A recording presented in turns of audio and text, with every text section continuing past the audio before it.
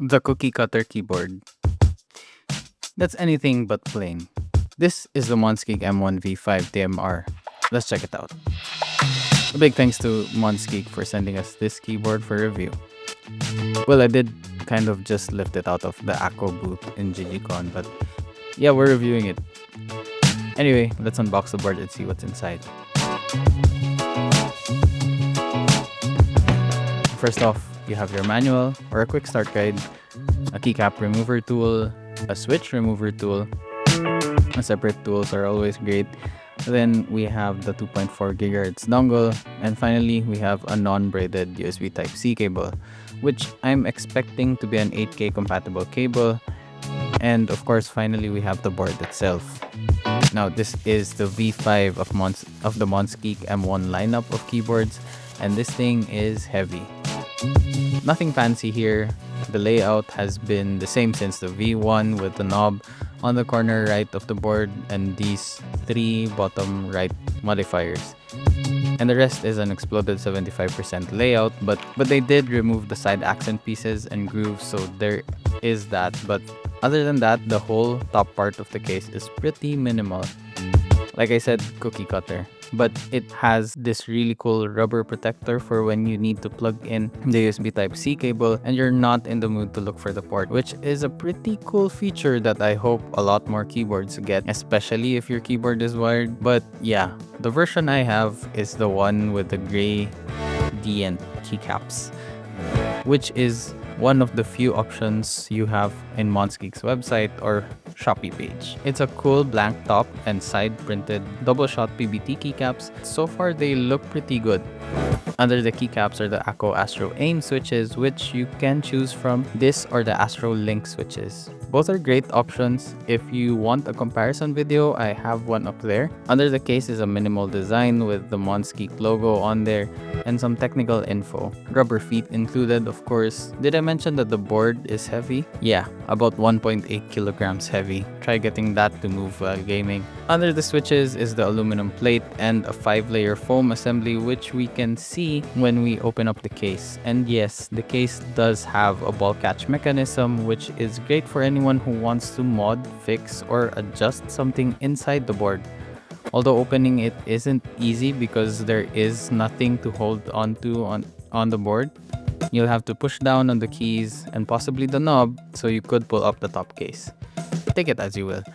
Now, under the PCB is where the fun is at. I did mention that this is a TMR keyboard, which basically means Tonello Magnetoresistance. I'm kidding, that's not what it actually means. It's tunneling magnetic resistance, which is another type of sensor that can detect magnetic switches, much like how Hall effect keyboards do. I talk more on this on my review with Womier SK75 TMR, but yeah, basically you could use magnetic switches or mechanical switches all on the same keyboard. That's why we see some hot swap sockets for mechanical switches, and the tiny black box is the TMR sensor, which doesn't need to be on the dead center of each switch to detect the magnetic switches. And the TMR sensors consume so much less power compared to the Hall effect sensors, which is why it is the ideal sensor to have when you want a magnetic wireless keyboard, with the takeaway of TMR sensors being more expensive than the usual Hall effect sensor. Under the board is the two 4,000 mAh batteries, totaling to a whopping 8,000 mAh battery, and a separate USB Type-C port and the daughter board for the knob. The board has a gasket mount and uses the type of silicone socks as gaskets for the plate. But anyway, let's listen to the board and let me know in the comments down below what you guys think. And while you're down there, subscribe to the channel, it helps a lot.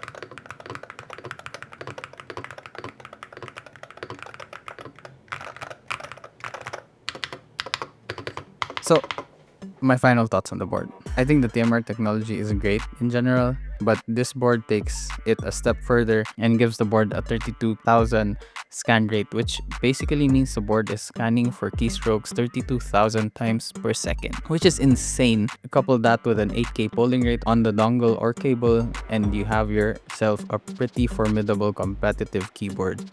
With a board this heavy, it's ready for any gaming environment.